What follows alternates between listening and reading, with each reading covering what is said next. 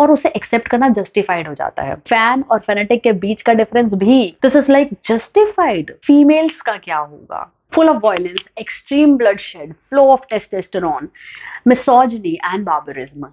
जी हाँ, आप सही समझे, मैं बात कर रही हूँ एनिमल मूवी के बारे में।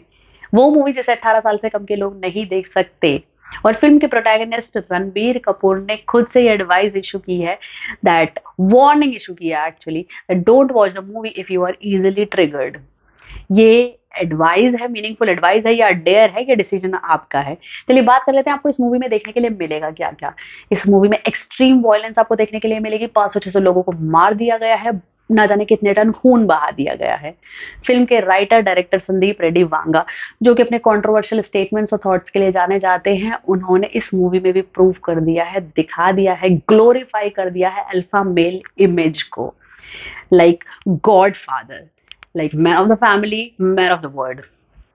रणबीर कपूर की अगर बात करी जाए तो he is the man in the movie. Like he has surpassed everything else with his performance, with his personality, with his sex appeal and everything.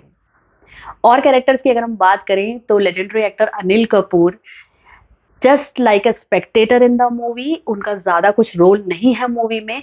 किसी किसी कॉन्फ्रंटेशनल सीन में he is excellent, but most of the time he is just a Spectator. Bobby Deol की अगर बात की जाए तो most talented actor Bobby Deol, जिसे कि इस मूवी के बाद से लॉर्ड बॉबी के नाम से जाना जा रहा है सोशल मीडिया पर। उनका role, like he looked menacing in the role, but he has not much to do in the movie. जितना ट्रेलर में उनका रोल है, जितना ट्रेलर में आप देख पा रहे हैं, उससे 2-3 मिनट ज्यादा ही मूवी में होगा। तो धोखा हो गया है बॉबी देओल के साथ। सो इट्स जस्ट लाइक कि उन्हें प्रमोशंस में और हर जगह तो बहुत ज्यादा दिखाया गया, बट एक्चुअली उनका बहुत ज्यादा रोल मूवी में है नहीं। ठीक है, फीमेल कैरेक्टर्स के रोल के बारे में बात करना बहुत ज्यादा जरूरी है, क्योंकि उनका कोई रोल ही नहीं है। तो अगर उनकी जगह पपेट्स को भी रख दिया जाता तो ज्यादा कोई बुराई थी नहीं। अगर आप इस मूवी को इसलिए देखने जाना चाहते हैं कि ये एक फैमिली ड्रामा होगी और आपको फादर सन डिस्कॉर्ड देखने के लिए मिलेगा, तो मैं आपको बता दूं कि इस मूवी में वो थीम अनएक्सप्लोर्ड रही है। जी हाँ, ट्रेलर में आपको कुछ देखने के लिए मिलेगा, पर मूवी में बहुत ज्यादा कुछ ऐसा नहीं है। फादर और सन के बीच में बहुत ज्यादा कॉन्वर्जेशन दिखाई जा सकती थी, इमोशंस दिखाए जा सकते थे, बट नहीं दिखाए गए हैं। ठीक है, अब बात कर लेते हैं कि इस मूवी में इतना वायलेंस क्यों है, इतनी मैस्कुलिनिटी, इतना मेल एंगर, और इस सबको इतना ग्लोरीफाई क्यों किया गया है, और क्या नीड है, और क्या हमारे समाज पर, हमारी सोसाइटी पर इस तरीके की मूवीज का कुछ असर पड़ता है। तो मैं आपको बता दूं, देखिए इंडिया जैसी कंट्री में, जहाँ के सिनेमा लोगों के दिल से जुड़ा हुआ है, रील और रियल का डिफरेंस थोड़ा कम ही जानते हैं यहाँ के लोग, एंड फैन और फेनेटिक के बीच का डिफरेंस भी पता लगाना मुश्किल है।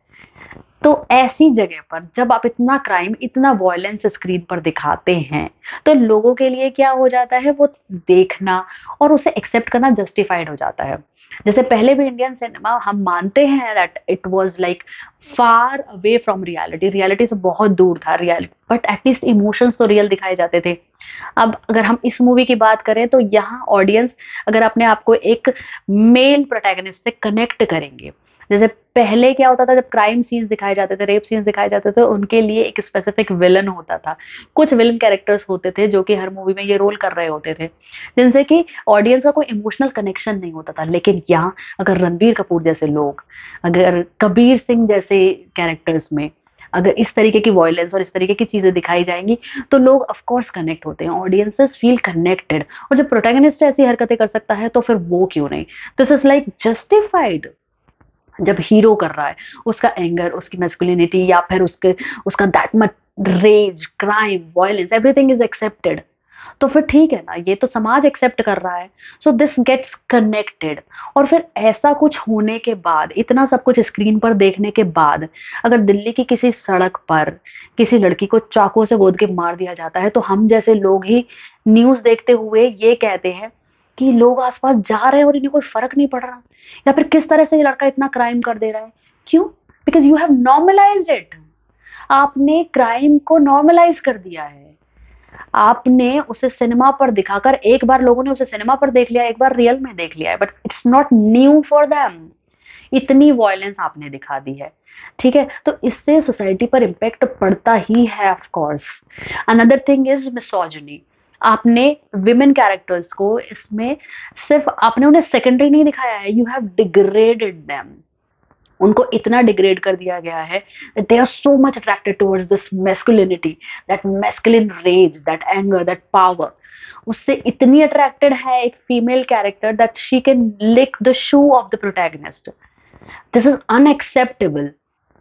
तो ऐसी सोसाइटी में जहाँ की ऑलरेडी फीमेल इतना स्ट्रगल कर रही हैं अपना स्पेस पाने के लिए, that that this patriarchal society में अपनी जगह बनाने के लिए, जहाँ फीमेल को इतना स्ट्रगल करना पड़ रहा है, वहां आप मेल कैरेक्टर्स को, मेस्कुलिनिटी को, उनके एंगर को इतना जस्टिफाई करेंगे, इतना ग्लोरीफाई करेंगे, तो फीमेल्स का क्या होगा? So this is my question कि ऐसी मूवीज सोसाइटी पर पॉजिटिव इम्पैक्ट डाल रही है या नेगेटिव, खुद सोचकर बताइए।